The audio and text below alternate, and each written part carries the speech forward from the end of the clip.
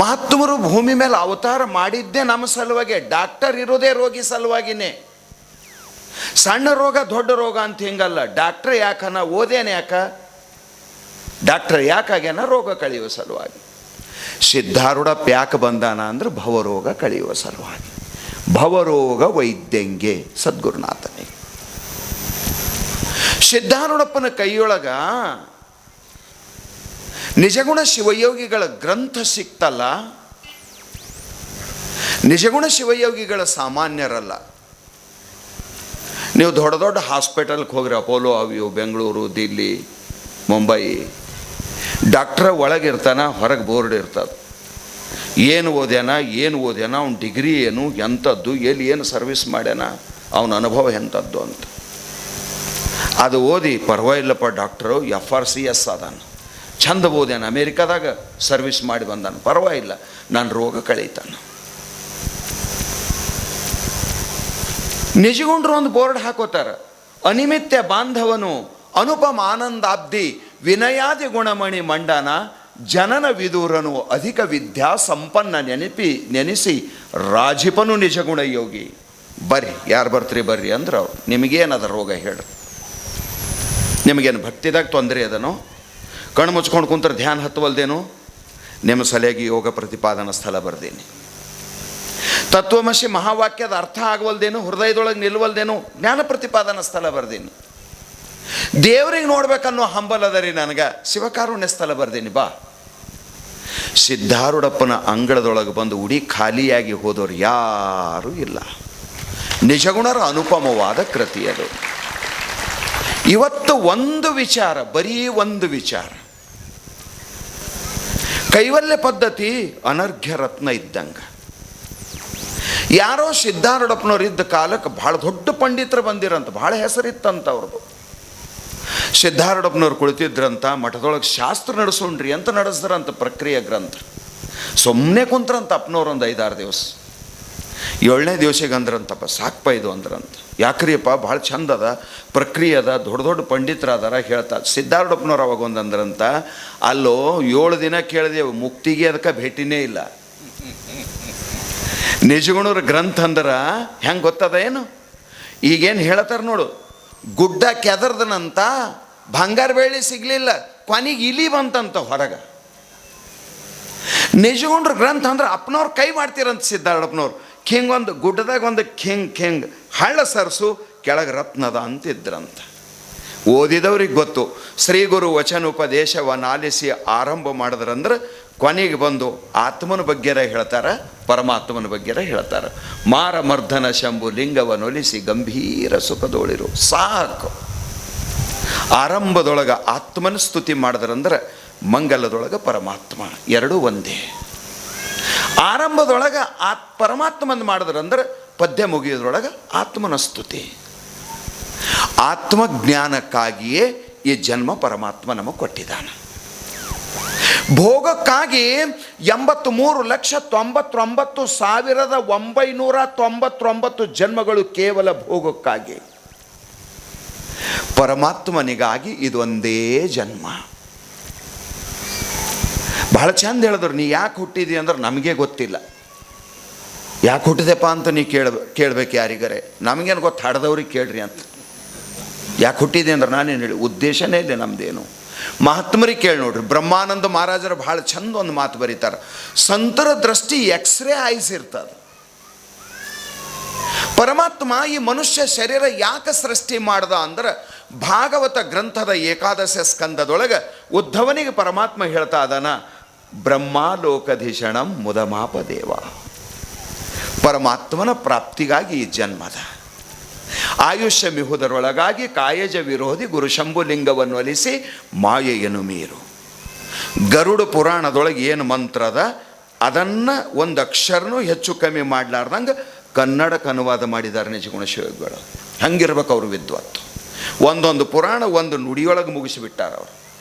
ಚಿತ್ಸುಖಿ, ಅದ್ವೈತ ಸಿದ್ಧಿ ಮುಂತಾಗಿರ್ತಕ್ಕಂಥ ಪಂಚದಶಿ, ಇಡೀ ಪಂಚದಶಿ ಒಂದೇ ಪದ್ಯದಾಗ ಬರ್ದಾರೆ. ಹಂಗಿರ್ಬೇಕು ನಿಜಗುಣ ಶಿವಗಳ ವಿದ್ವತ್ತು. ವಿಚಾರ ಮಾಡಿ ನೋಡ್ರಿ.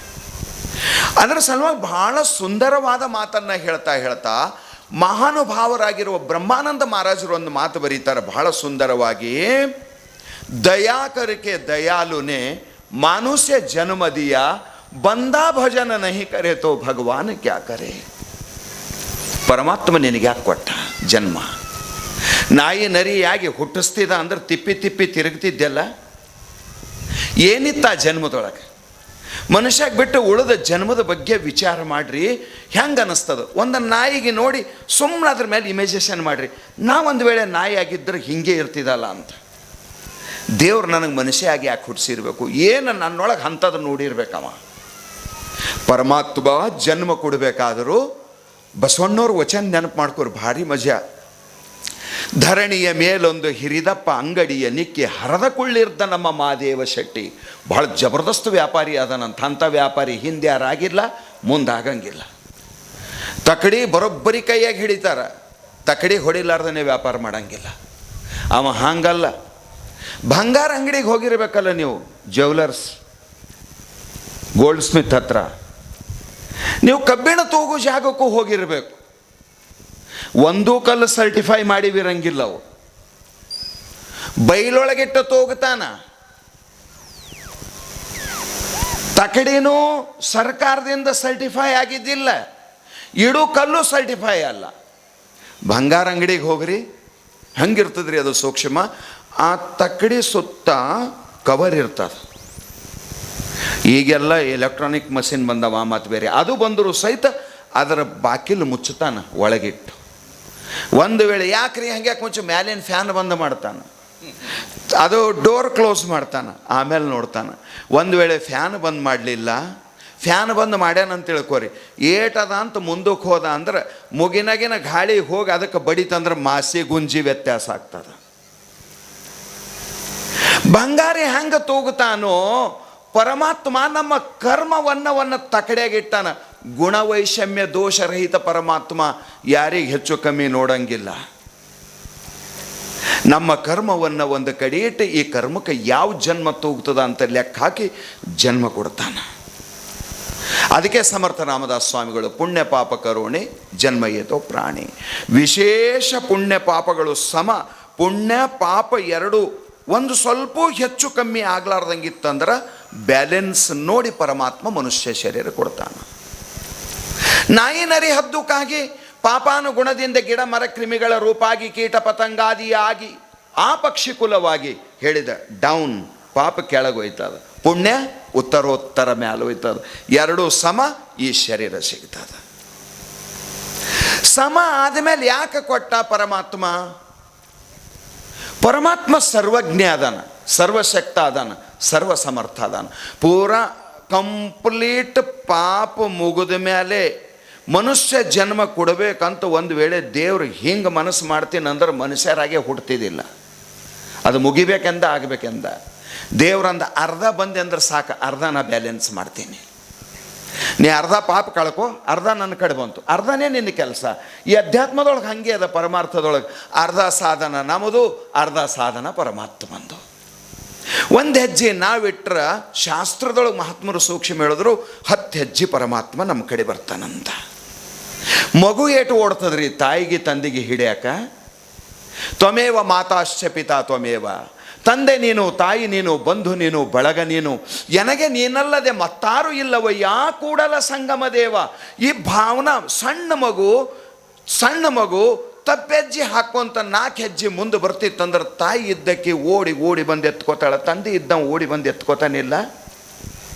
ತಂದೆದ ಒಂದು ಹೆಜ್ಜೆದಾಗ ಅದರದ್ದು 10 ಆಗ್ತಾವ. ತಂದೆ ಒಂದು ಹೆಜ್ಜೆ ಇಡೋದ್ರೊಳಗೆ ಇದ್ರದ್ದು 10 ಹೆಜ್ಜೆ ಆಗಬೇಕು. ತಂದೆ ಭಾಳ ಶಾಣೆ ಅದನ್ನು. ಅದರದ್ದು ಒಂದು ಹೆಜ್ಜೆಗೆ ಅವ 10 ಹೆಜ್ಜೆ ಇಡ್ತಾನೆ. ಅಂದ್ರೇನು, ನೀ ಒಂದಿಟ್ಟೆ ಅಂದ್ರೆ ಪರಮಾತ್ಮ 100 ಹೆಜ್ಜೆ ನಿನ್ನ ಕಡೆ ಬರ್ತಾನೆ. ನಿನಗೆ ಸಂಸಾರ ಬೇಕಾಗಿ ಅದ, ದೇವ್ರು ಬೇಕೇ ಆಗಿಲ್ಲ. ಇದು ನಮ್ಮ ದುರ್ದೈವ ಅದ. ಪರಮಾತ್ಮ ಯಾರಿಗೆ ಬೇಕು? ರೊಕ್ಕ ಕೊಡ್ತೀನಿ, ರೂಪಾಯಿ ಕೊಡ್ತೀನಿ ಅನ್ನಬೇಕು. ಇಷ್ಟೇ. ಯಾರಲ್ಲಿ ಒಬ್ಬರು ಸಿದ್ಧ ಮಹಾತ್ಮರು ಬಂದಾರ್ರಿ, ಬಂಗಾರ ಹಂಚಲತ್ತಾರಂತ. ಒಂದೊಂದು ತೊಲೆ ಬಂಗಾರ ಕೊಡ್ತಾರಂತ. ಬೆಳತನ ಹೋಗಿ ಮುಕೋತದಲ್ಲಿ ಜನ ಪಾಳಿ ಹಚ್ಚಾಕ. ಸರ್ಕಾರಿ ಯೋಜನೆ ಏನಾರ ಬರಲಿ ನೋಡ್ತೀರಿಲ್ಲ, ಎಲ್ಲ ಸರ್ವರ್ ಬಿಸಿನೇ ಆಗ್ತಾವ.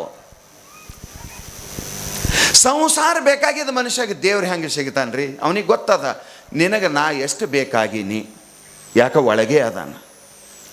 ದೇವ್ರ ಮನಸ್ಸು ನೋಡ್ತಾನನ್ನ ಕಾರಣ ಅದೇ, ಮನದೋಳು ಶಿವತಾನು ಮನೆ ಮಾಡಿಕೊಂಡಿಹ. ಪರಮಾತ್ಮ ಎಲ್ಲಿ ಅದಾನ ಅಂದರ ನಿಜಗುಣ ಶಿವಗಳ ಅನುಭವ ಸಾರದೊಳಗೆ ಬರೀತಾರ.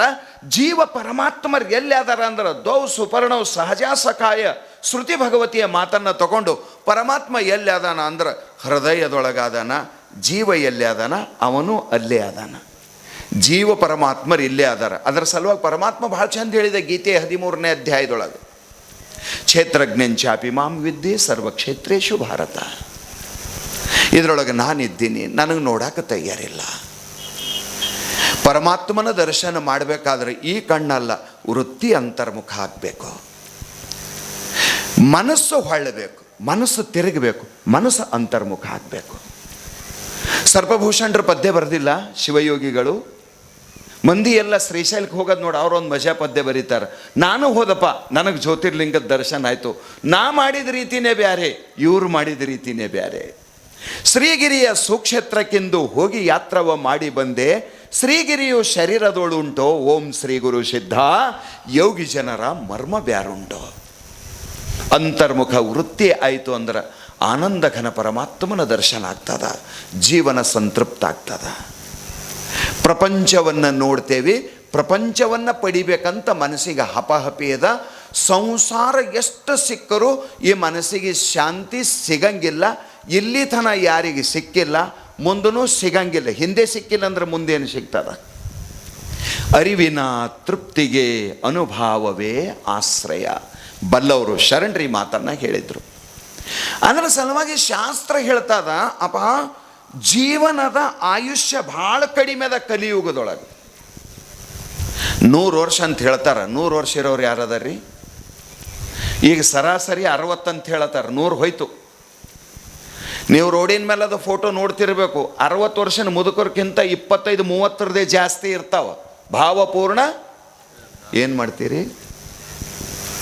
ಎಷ್ಟು ಕ್ಷಣಿಕದ ಆಯುಷ್ಯ. ಮುಂದಾವ ಗಳಿಗೆ ಇನ್ನೇನಿಹುದ ಮನುಷ್ಯ, ಇಂದು ನಾಳೆ ಎನ್ನದೆ ಈಗಲೇ, ಈಗ ಸದ್ಯ, ನಾಳೆ ಅನ್ನಬೇಡ. ಯಾಕಂದ್ರೆ ಬಹಿಸ್ಸರತಿ ನಿಶ್ವಾಸ ವಿಶ್ವಾಸೋಕ ಪ್ರವರ್ತತೆ. ಹೊರಗೆ ಹೋಗಿದ ಗಾಳಿ ಅತ್ತೇ ಹೋಯ್ತು. ಹಾರ್ಟ್ ಅಟ್ಯಾಕ್ ಬಂದವಲ್ಲ, ಹಾರ್ಟ್ ಫೇಲ್, ಹಾರ್ಟ್ ಅಟ್ಯಾಕ್. ಮಲ್ಕೊಂಡಿರ್ರಿ, ಎಬ್ಸ್ಬೇಕಂದೇವ್ರಿ, ಹೋಗಿರ್ರಿ. ಅವರು ಎಷ್ಟು ಜನರಿಗೆ ನೋಡಿಲ್ಲ ನಾವು. ಯಾವ ಸಮಯದೊಳಗೆ ಏನಾಗ್ತದೆ ಅಂತ ಗೊತ್ತಿಲ್ಲ. ಪರಮಾತ್ಮ ಈ ಶರೀರ ಯಾಕೆ ಕೊಟ್ಟಾನ, ಇದರ ಉದ್ದೇಶ ಪೂರ್ಣ ಮಾಡಿದೇವಿ ಅಂದ್ರೆ ಪರಮಾತ್ಮನಿಗೆ ಆನಂದ ಆಗ್ತದೆ. ಒಂದು ಮಾತು ಹೇಳ್ತೀನಿ ನಾನು. ದುರ್ವಾಸ ಮಹರ್ಷಿಗಳು ಕೈಲಾಸಕ್ಕೆ ಹೋಗಿದ್ರಂತ. ಶಿವಪಾರ್ವತಿಯರು ಭಗವಂತನ ದರ್ಶನ ಮಾಡಿದ. ಭಗವಂತ ತನ್ನ ಕೊರಳೊಳಗಿರುವ ಮಂದಾರ ಪುಷ್ಪದ ಹಾರವನ್ನು ಕೊಟ್ಟ. ನೀವು ಮಂದಾರ ಪುಷ್ಪ ಅಂದ್ರೆ ಯಾವುದಂತ ತಿಳ್ಕೊಂಡಿರಿ? ಎಕ್ಕಿ ಗಿಡದ ಹೂವಿನ ಹಾರ. ಅದಕ್ಕೆ ಮಂದಾರ ಕುಸುಮ ಅಂತಾರೆ. ಎಕ್ಕಿ ಗಿಡದ ಹೂವಿನ ಹಾರ ಕೊಟ್ಟ. ಪಾರ್ವತಿ ದೇವಿ, ನೀನೊಂದಿಷ್ಟು ಕೈ ಹಚ್ಚು. ದುರ್ವಾಸ ಮಹಾನ್ ಯೋಗಿ, ಮಹಾನ್ ಮಹಾತ್ಮ, ಇಬ್ಬರು ಕೂಡೇ ಪ್ರಸಾದ ಕೊಡರಿ. ಶಿವ ಪಾರ್ವತಿಯರು ಒಲಿದು ಪ್ರಸಾದ ರೂಪದೊಳಗೆ ಮಂದಾರ ಪುಷ್ಪದ ಹಾರವನ್ನು ಕೊಟ್ಟಿದ್ದರು. ದುರ್ವಾಸ ಮಹರ್ಷಿಗಳಿಗೆ ಎರಡೂ ಕಣ್ಣಿಗೆ ಹಚ್ಕೊಂಡು ಆನಂದ ಆಯಿತು. ಇಬ್ಬರು ಕೂಡಿ ಅವನ ಕೊರಳೊಳಗೆ ಹಾಕಿದ್ರು. ಬರ್ತಿದ್ರಂತ. ಬರ್ತಾ ಸ್ವರ್ಗಕ್ಕೆ ಬಂದ. ನಡು ದಾರ್ಯಾಗ ಸ್ವರ್ಗ ಸಿಕ್ತಂತ. ಸ್ವರ್ಗದ ಮೇಲಿಂದ ಹಾಯ್ದು ಬರಬೇಕು. ಬರ್ತಿದ್ದ. ಇಂದ್ರ ಐರಾವತದ ಮೇಲೆ ಕುಂತು ಬರ್ತಿದ್ನಂತ. ಇಂದ್ರದೇವ ನೋಡಿ ನಮಸ್ಕಾರ ಮಾಡಿದ. ಋಷೀಶ್ವರ, ನಿನ್ನ ಆಶೀರ್ವಾದ ಬೇಕು, ನಿನ್ನ ಪ್ರಸಾದ ಬೇಕಂತ ಕೇಳಿದಾಗ, ನಂದಲ್ಪ ಪರಮಾತ್ಮ ಕೊಟ್ಟಿದ್ದು ಪ್ರಸಾದದ, ನೀ ತಗೋ ಅಂತ ತಿಳ್ಕೊಂಡು ಶಿವಶಕ್ತಿಯರು ಅನುಗ್ರಹಿಸಿರುವ ಆ ಮಂದಾರ ಪುಷ್ಪಹಾರವನ್ನು ಆಶೀರ್ವಾದ ರೂಪದೊಳಗೆ ದೇವಿ, ಪರಮಾತ್ಮ, ಮಹಾತ್ಮ ಮೂವರ ಸ್ಪರ್ಶ ಆಗಿದ್ರೊಳಗೆ ಎಂಥ ದೈವಿ ಬಲ ಇರಲಿಕ್ಕೆ ಅದರೊಳಗೆ ಕೊಟ್ಟ ತಕ್ಷಣ ಅವನಂದ, ಕೊಟ್ಟಾನಂದ್ರೆ ಏನಾರ ಕಿಮ್ಮತ್ತಿಂದ ಕೊಡಬೇಕಲ್ಲ, ಏನು ಕೊಟ್ಟ ಅಂದ. ಅದು ತಗೊಂಡು ಕೊರಳೊಳಗಿಂದ ತೆಗೆದು ದುರ್ವಾಸ ಮಹರ್ಷಿಗಳ ಕೊರಳೊಳಗೆ ಹಾಕಿದ್ರು. ಅದು ತೆಗೆದು ಐರಾವತದ ತಲೆ ಮೇಲೆ ಇಟ್ಟನಂತ. ಐರಾವತದ ತಲೆ ಮೇಲೆ ಇಟ್ಟ. ಅದರೊಳಗೆ ಅಷ್ಟು ಹೊತ್ತಿನಾಗ ಒಂದು ದುಂಬಿ ಸೇರ್ಕೊಂಡಿತ್ತಂತ, ಜೇನ್ನೊಣ. ಆ ಜೇನ್ನೊಣ ಏನು ಮಾಡ್ತು, ಅದ್ರ ತಲೆ ಕಡಿಯೋಕೆ ಪ್ರಾರಂಭ ಮಾಡ್ತು. ಆಗ ಅದು ತಲೆ ಮೇಲಿಂದ ಕೆಳಗೆ ಸೊಂಡಿ ಒಳಗೆ ತೆಗೆದು ಅದರ ಕಾಲಿಟ್ಟು ಅದು ಹಿಚಕಿ ಬಿಡ್ತಂತ ಮಂದಾರ ಪುಷ್ಪದ ಮಾಲೆ. ದುರ್ವಾಸ ಮಹರ್ಷಿ ಅಂದ್ರೆ ಬೆಂಕಿ, ಬೆಂಕಿ ಅಂದ್ರೆ ದುರ್ವಾಸ ಮಹರ್ಷಿ. ಭಾಳ ಖಡಕ್ ಸಿಟ್ಟು, ಗಡ್ಡ ನಡಗಕ್ಕೆ ಚಾಲು ಮಾಡೋದು, ಕಣ್ಣು ಕೆಂಪಾಗಿಬಿಟ್ಟು ಪರಿಸ್ಥಿತಿ ಗಂಭೀರ, ಅಲ್ಲೋಲ ಕಲ್ಲೋಲ ಆಗಕ್ಕೆ ಚಾಲು ಮಾಡ್ತು. ಆ ಸಮಯದೊಳಗಂದನಂತ ಪರಮಾತ್ಮನ ಪ್ರಸಾದ, ಪರಮಾತ್ಮ ನನ್ನ ಮೇಲೆ ಪ್ರಸನ್ನಾಗಿ ಕೊಟ್ಟಿದ್ದ ಪ್ರಸಾದ ನಾನಿರುವಲ್ಲಿ ಯಾಕಪ್ಪ, ನನ್ನ ಶಿಷ್ಯ ಚಂದಿರಲಿ ಅಂತ ನಾನು ನಿನಗೆ ಕೊಟ್ಟಿದ್ರೆ ಭಗವಂತನ ಪ್ರಸಾದ ಯಾವಾಗ ಅಪಮಾನ ಆಗ್ಯದ ಅಂದಮೇಲೆ ನಿನ್ನ ಐಶ್ವರ್ಯ ಸರ್ವನಾಶ ಆಗಲಿ ಅಂತ ಶಾಪ ಕೊಟ್ಟನಂತ ಸಮುದ್ರದೊಳಗೆ ಅವನ ಐಶ್ವರ್ಯ ಸೇರ್ತು. ಮುಂದೆ ಸಮುದ್ರ ಮಂಥನ ಮಾಡ್ತಾರೆ, ಆ ಮಾತು ಬೇರೆ. ಪರಮಾತ್ಮ ಕೊಟ್ಟ ಪ್ರಸಾದಕ್ಕೆ ಅಪಮಾನ ಮಾಡಿದೆವಂದ್ರೆ ಅನ್ನ ಬಿಟ್ಟರೆ ನಡೀತದ, ಪ್ರಸಾದ ಅಪಮಾನ ನಡೆಯಂಗಿಲ್ಲ. ಮತ್ತೆ ಮಾಡಕ್ಕೆ ಬರ್ತದೆ. ನಮ್ಮ ಮನ್ಯಾಗ ಅನ್ನ ಏನು ಬೆಕ್ಕದಟ್ಟು ಮಾಡ್ಬೋದು, ಪ್ರಸಾದ ಸಿಗಬೇಕಲ್ಲ. ಯಾವಾಗೂ ಪ್ರಸಾದ ಸಿಗೋದು ಭಾಳ ಕಠಿಣದ ಪುಣ್ಯಾತ್ಮರೇ. ಪ್ರಸಾದಕ್ಕೆ ಅಪಮಾನ ಮಾಡಿದೆವಂದ್ರೆ ಆ ಪ್ರಸಾದ ಯಾವ ದೇವ್ರದದ ಆ ದೇವ್ರ ಅಪಮಾನ ಮಾಡಿ ನಂಗೆ. ಈ ಶರೀರಕ್ಕೆ ಅಪ್ಪ ಬಸವಯ್ಯಗಳು ಒಂದು ಬೋರ್ಡ್ ಹಾಕ್ಯಾರ, ಏನಂತ, ಕೂಡಲ ಸಂಗಮ ದೇವನ ಒಲಿಸ ಬಂದ ಪ್ರಸಾದ. ಈ ಕಾಯ ಪ್ರಸಾದ, ಈ ಕಾಯ ಪ್ರಸಾದದ ಯಾರ್ದು? ಪರಮಾತ್ಮಂದು. ಮತ್ತು ನೀ ಇದು ಖಾವೋ ಪಿವೋ ಮೌಜು ಉಡಾವೋ ಮಾಡಿದೆ ಅಂದ್ರೆ, ಹುಟ್ಟಿ ಬರದೆ ಬಂದೀನಿ ನಾಳಿಂದ ಯಾವ ನೋಡ್ಯಾನ, ಬೆಕ್ಕಾಗಿದ ಮಾಡಿದ್ರೆ ನಡೀತದ, ರೊಕ್ಕ ನಂದು ಸೊಕ್ಕ ನಂದು ಅಂತ ಮಾಡಕ್ಕೆ ಹೋದಿ ಅಂದ್ರೆ ಇದು ಸಾಕ್ಷಾತ್ ಭಗವಂತನ ಘೋರ ಅಪರಾಧದ. ಅದಕ್ಕೆ ಹೇಳಿದ್ರು ಭಾಳ ಚಂದ, ಸಿಕ್ಕಾಗ ಮರತೆ ಅಂದ್ರೆ ಮುಂದದ್ರ ಫಜಿತಿ ಭಾಳ ಅನುಭವ ಮಾಡಬೇಕಾಗ್ತದೆ. ಸೋ ಪರತ್ರ ಪಾವಹಿ ಸಿರ ಧ್ವನಿ ಧ್ವನಿ ಪಶಿತಾಹಿ ಕಾಲಹಿ ಕರ್ಮಹಿ ಈಶ್ವರಹಿ ಮಿಥ್ಯಾ ದೋಷ ಲಗಾಯಿ. ಗೋಸ್ವಾಮಿ ತುಳಸಿದಾಸರು ಮಾತಿನ ಅಭಿಪ್ರಾಯ ಇಷ್ಟೇ. ಪರಮಾತ್ಮ ಕೊಟ್ಟಿರುವ ಈ ಪ್ರಸಾದ ರೂಪ ಶರೀರ ಇದು ಕೇವಲ ಸಂಸಾರದ ಭೋಗ ವಿಲಾಸಕ್ಕಾಗಿ ಬಳಸ್ದೇವಿ, ಭಗವಂತನ ಭಜನಕ್ಕಾಗಿ ಬಳಸಲಿಲ್ಲ ಅಂದ್ರೆ ಇದು ಪರಮಾತ್ಮನ ಅಪರಾಧದ. ಪರಮಾತ್ಮನಿಗೆ ಮರ್ತದ್ರ ಫಲ ಏನು ಅಂದ್ರೆ ಭವಬಂಧ ಭವಪಾಶ. ಅದನ್ನು ಅವರೇ ಹೇಳಿಬಿಟ್ರು. ನೀ ಹುಟ್ಟದ ಸಾಯೋದು ನಿನಗೆ ಯಾಕೆ ಚಾಲು ಆಗ್ಯದ ಗೊತ್ತದ? ಇದು ಕ್ಯಾನ್ಸರ್ಗಿಂತ ಡೇಂಜರ್. ನಾವೇನಂತ ತಿಳ್ಕೊಂಡಿದ್ದೆವು, ಕ್ಯಾನ್ಸರೇ ಭಾಳ ಡೇಂಜರ್ ಅಂತ ತಿಳ್ಕೊಂಡಿದ್ದೆವು. ಕ್ಯಾನ್ಸರ್ ಒಂದು ಶರೀರ ತಗೋತದ, ಈ ಮರಿವೆ 84 ಲಕ್ಷ ಜನ್ಮಗಳು ತಗೋತದ. ಕ್ಯಾನ್ಸರ್ ಆಯ್ತಂದ್ರೆ ಏನಾಗೋದದ, ಅಂಥದ್ದು ಏನಾಗೋದದ? ಇದೊಂದು ಶರೀರ ತಗೋತದ, ಮುಗಿದೋಯ್ತಲ್ಲ. ಸತ್ಯ ಹಣಕ್ಕೆ ಕ್ಯಾನ್ಸರ್ ಇಲಾಜ್ ಮಾಡ್ಯಾರೇನು ಯಾರೇ? ಜೀವ ಇರೋ ತನ ಕಿಮೋರ ಕೊಟ್ಟಿರ್ಬೇಕು, ಏನಾರ ಮಾಡಿರ್ಬೇಕು, ಆಯುರ್ವೇದಿಕರ ಕೊಟ್ಟಿರ್ಬೇಕು, ಏನಾರ ಮಾಡಿರ್ಬೇಕು. ಜೀವ ಹೋಯ್ತಂದ್ರೆ ಇಲ್ರಿ ಕ್ಯಾನ್ಸರ್ ಆಗಿದೆ, ಇನ್ನೊಂದು 2 ದಿನ ಇದಕ್ಕೆ ಟ್ರೀಟ್ಮೆಂಟ್ ಮಾಡ್ತೀವಿ, 1 ವಾರ ಅದಾರೇನು. ಒಂದು ಕ್ಯಾನ್ಸರ್ ಬಂತು ಅಂದ್ರೆ ಒಂದು ಶರೀರ ತಗೋತದ. ಪರಮಾತ್ಮನಿಗೆ ಮರತೇವಿ ಅಂದ್ರೆ 84 ಲಕ್ಷ 84 ಫೇರಿ ಫಿರಕರ ಸುಂದರ ನರತನ ಪಾಯಾರೆ ರಾಮ ಭಜನಕೋ ದಿಯಾ ಕಮಲ ಮುಖ ಹರಿ ಭಜನಕೋ ದಿಯಾರೆ. ಬ್ರಹ್ಮಾನಂದ ಮಹಾರಾಜರು ಅದರ ಸಲುವಾಗಿ ದಯಾಳುಗಳಾಗಿರುವ ನಿಜಗುಣ ಶಿವಗಳ ಅಂತರಂಗದ ಕಳಕಳಿ ಏನು ಅಂದ್ರೆ, ನಾಳಂತನ್ಬೇಡ, ಸಂಸಾರ ಇವತ್ತು ಮಾಡಬೇಕಂತಿ, ದೇವ್ರ ಭಜನೆ ನಾಳಂತಿ. ವಯಸ್ಸಿನಾಗ ಮದುವೆ ಮಾಡ್ಕೋಬೇಕಂತಿ, ಭಜನೆ ಮಾಡಕ್ಕೆ ಗುಡಿಗೆ ಬಾರೋ ಅಂದ್ರೆ ಎಲ್ಲ ಆದಮೇಲೆ ಅದೇ ಅದ ಅಂತಿ. ಎಲ್ಲ ಆಗೋತನ ಉಳಿತೆಂಬುದು ಅವನಿಗೆ ಗ್ಯಾರಂಟಿ ಅದ. ಆಗತನ ನೀ ಉಳಿಬೇಕಲ್ಲ. ಸಿದ್ಧಾರೂಢಪ್ಪನ ಚರಿತ್ರದೊಳಗೆ ಸೋಮ ಭೀಮರಿಗೆ ನೆನಪು ಮಾಡಿಕೊಂಡು ನೋಡ್ರಿ, ನಿನ್ನ ಬೆನ್ನು ಹತ್ತಿ ಕೆಟ್ಟೆವು ಅಂತಾವು 2 ಪಾಪ. ಅನ್ನ ನೀರಿಲ್ಲ ನಮಗೆ, ಮನ್ಯಾಗ ಅವ್ವ ಅಪ್ಪ ಟೈಮಿಗೆ ಕರೆದ ನೀಡ್ತಿದ್ರು. ನಿನ್ನ ಬೆನ್ನು ಹತ್ತಿ ನಮ್ಮ ಗತಿ ಏನಾಯಿತು, ಉಳಿತೇವೋ ಇಲ್ಲೋ ಗೊತ್ತಾಗಂಗಿಲ್ಲ. ಇವತ್ತು ಬೆಳಗಾಗೋತನ ಉಳಿದೇವಂದ್ರೆ ಸಾಯುತನ ನಿನ್ನಂಥವ್ನ ಮುಖ ನೋಡಂಗಿಲ್ಲ ಅಂತವು. ಚರಿತ್ರೆ ಓದಿ ನೋಡ್ರಿ, ನಿಮಗೆ ಗೊತ್ತಾಗ್ತದೆ. ಅಲ್ಲರೂ ಜನ್ಮ ಉದ್ಧಾರ ಮಾಡ್ಕೋಬೇಕಂದಾಗ ಮೊದಲೊಂದು ಮಾತು ಬರ್ತದೆ ಭಾಳ ಚಂದ. ಎಷ್ಟು ಚಂದ ಹೇಳ್ತಾನೆ ಅಜ್ಜನ ಚರಿತ್ರದೊಳಗಂದ್ರೆ, ಅಲ್ಪ ಈಗೇನು ಅವಶ್ಯಕತೆ ಅದ, ಬಾಲಸ್ತಾವತ್ ಕ್ರೀಡಾಸಕ್ತ, ತರುಣಸ್ತಾವತ್ ತರುಣಿ ರಕ್ತ, ವೃದ್ಧಸ್ತಾವತ್ ಚಿಂತಾಮಗ್ನ, ಪರಿಬ್ರಹ್ಮಣೆ ಕೋಪಿನ ಲಗ್ನ, ಭಜ ಗೋವಿಂದಂ ಭಜ ಗೋವಿಂದಂ ಗೋವಿಂದಂ ಭಜ ಮೂಢಮತೆ. ಈ ಸಣ್ಣ ವಯಸ್ಸು ಆಟ ಪಾಠದೊಳಗೆ ಇರಬೇಕು. ವಯಸ್ಸಿಗೆ ಬಂದಮೇಲೆ ಮದುವೆಯಾಗಿ ಚಂದ ಸಂಸಾರ ಮಾಡಬೇಕು, ಮಕ್ಕಳಿಗೆ ಚಂದ ಓದಿಸ್ಬೇಕು.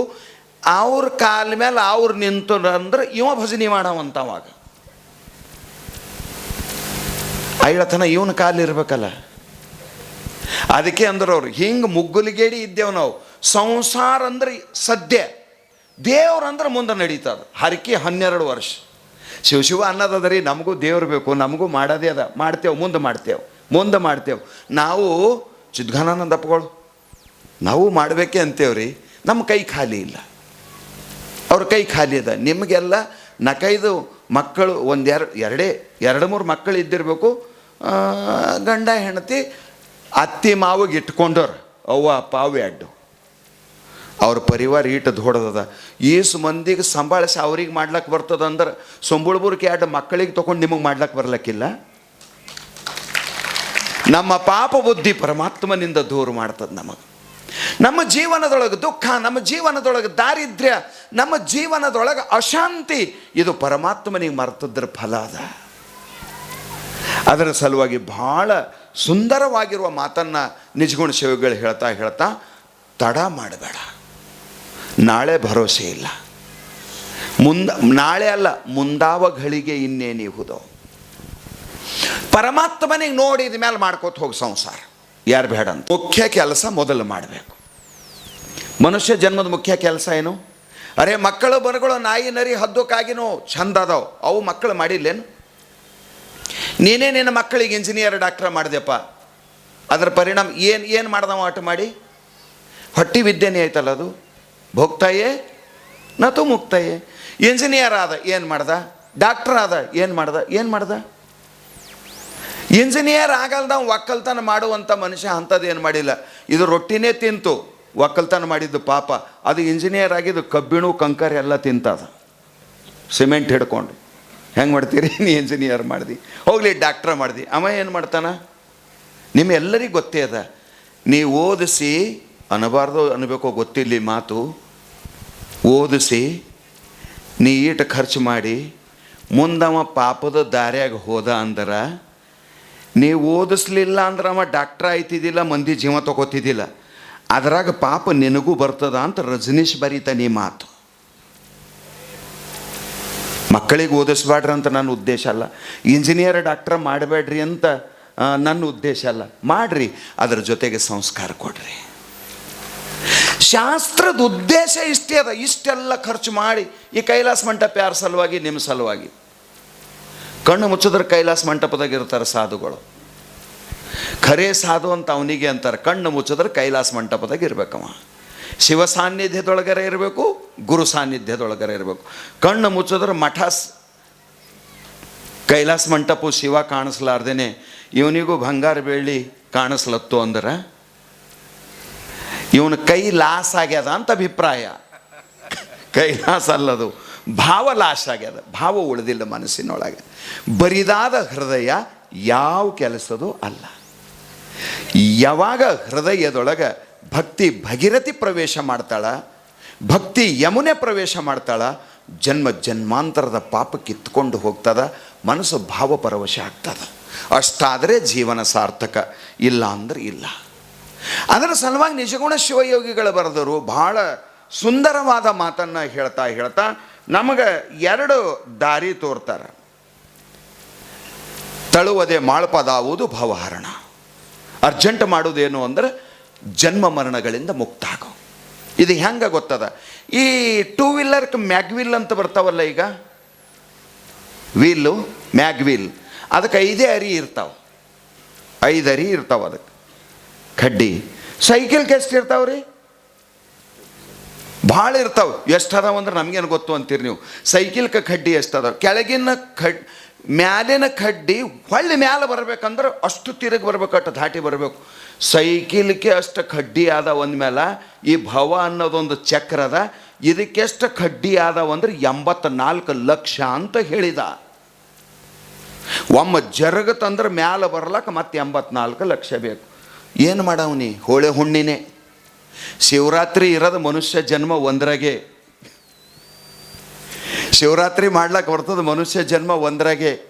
83,99,999 ಹೋಳೆ ಹುಣ್ಣಿಲೆ ಲಬ ಹೊಯ್ಕೊಳ್ಳೋದೆ.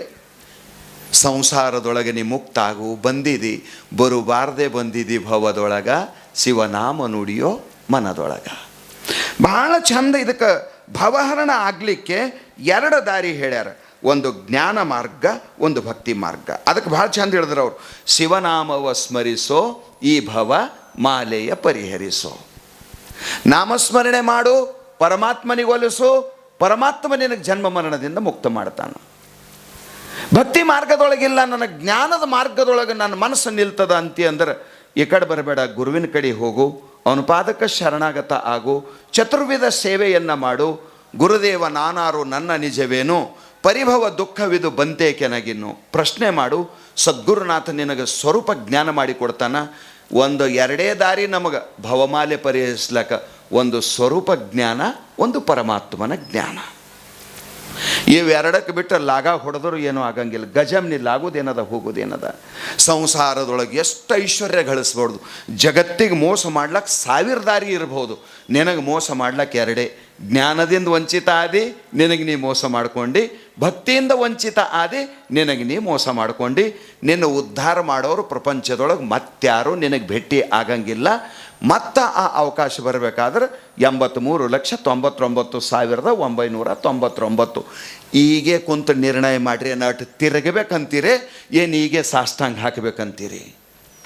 ಗುರುವಿನ ವ್ಯಾಪಾರ ನಗದಿ ಇರ್ತದೆ, ಉದಿರಿ ಇರಂಗಿಲ್ಲ. ಈಗಿದು ಕೈಯಾಗದ, ಈಗ ಸ್ವತಃ ಇದು ನಿಮ್ಮ ಕೈಯಾಗದ. ನಿಮ್ಮ ಭವಿಷ್ಯದ ನಿರ್ಮಾತೃ ನೀವೇ. ನರ ಕರಣಿ ಕರೆತೋ ನಾರಾಯಣ ಬನಜಾಯ್. ಸ್ವಲ್ಪ ಮಾಡೋ, ಅದರ ಸಲುವಾಗಿ ಹೇಳಿದ್ರು ಅವರು, ಪಡಿವೆ ನೀನೆಂದಿಗೆ ಪರಮುಕ್ತಿ ಸುಖವನ್ನು ಕೆಡುವ ಕಾಯದ ಮೋಹವನ್ನು ಮಾಣೆ ಮನುಷ್ಯ. ಯಾವಾಗ ಮಾಡಮಿದು? ಅಲ್ರಿ ನಾ ಮುಂದೆ ಹೋಗಿ ಮಾಡ್ತೀನಿ, ಹಂಗಾಗಂಗಿಲ್ಪ. ಅದಕ್ಕೆ ಎಷ್ಟು ಚಂದ ಹೇಳಿದ್ರು, ನೆರೆಕೆನ್ನೆ ತೆರೆಗಲ್ಲಕ್ಕೆ ಶರೀರ ಗೂಡು ಹೋಗದ ಮುನ್ನ, ಕಾಲ ಮೇಲೆ ಕೈಯ ನೂರಿ ಕೋಲು ಹಿಡಿಯದ ಮುನ್ನ, ಮುಪ್ಪಿಂದ ಅಪ್ಪು ಅಳಿಯದ ಮುನ್ನ, ಮೃತ್ಯು ಮುಟ್ಟದ ಮುನ್ನ ಪೂಜಿಸೋ. ಶಬ್ದ ಹೆಂಗೆ ಪ್ರಯೋಗ ಮಾಡಿದ್ರು ನೋಡು. ಬಿಡಬೇಡೋ, ಪೂಜಾ ಮಾಡು.